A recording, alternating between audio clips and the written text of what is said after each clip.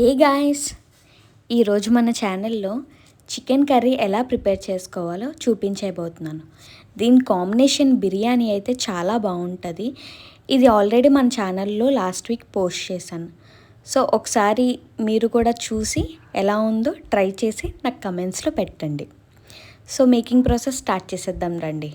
ముందుగా 4 table spoons oil వేసుకొని అందులో బిర్యానీ ఆకు, ఇలాచి, దాల్చిన చెక్క, లవంగాలు, 3 పెద్ద ఆనియన్స్, 7 పచ్చిమిర్చి నిలువుగా కట్ చేసుకొని వేసుకోవాలి. వీటిని బాగా వేయించుకోవాలి. ఉల్లిపాయలు అనేది పింక్ కలర్లోకి వచ్చినంత వరకు మూత పెట్టి మగ్గించి వేయించుకోండి. చూడండి, ఉల్లిపాయలు ఇలా అయినంత వరకు వేయించుకున్నాక 2 చిన్న టమాటోస్ నిలువుగా కట్ చేసుకొని వేసుకున్నాను. ఇది కూడా బాగా కలుపుకొని మూత పెట్టి సాఫ్ట్గా టమాటోస్ అయినంత వరకు మనం కలుపుతూ ఉండాలి. ఇప్పుడు ఈ హాఫ్ క్వాంటిటీని మనం మిక్సీ జార్లో వేసుకొని హాఫ్ క్వాంటిటీ మన కర్రీ గ్రేవీకి ఉంచుకోవాలి. ఇందులో ఇప్పుడు నేను 1/2 kg చికెన్ వేసుకుంటున్నాను.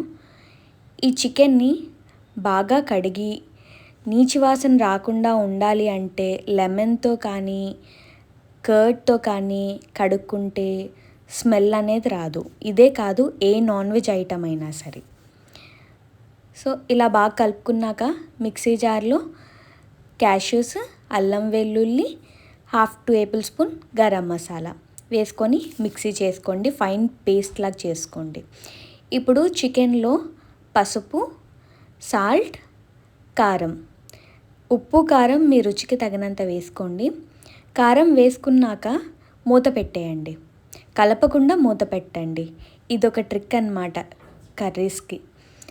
ఇప్పుడు కారం అంతా కర్రీలోకి కొంచెం కొంచెంగా మెల్ట్ అవుతుంది. సో మూత తీసిన తర్వాత ఇలా ఉంటుంది. ఇప్పుడు కలపండి శుభ్రంగా. సాల్ట్, కారం, పసుపు అంతా మిక్స్ అయ్యేలాగా కలపండి. 5 నిమిషాలు మూత పెట్టి చికెన్ని మగ్గించాలి. ఇప్పుడు వాటర్ అంతా ఎవాపరేట్ అయిపోయి ఆయిల్ అనేది రిలీజ్ అవుతుంది.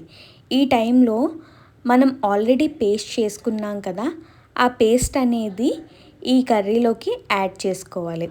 మీకు ఎక్కువ గ్రేవీ కావాలి అంటే కొంచెం వాటర్ కూడా యాడ్ చేసుకోవచ్చు.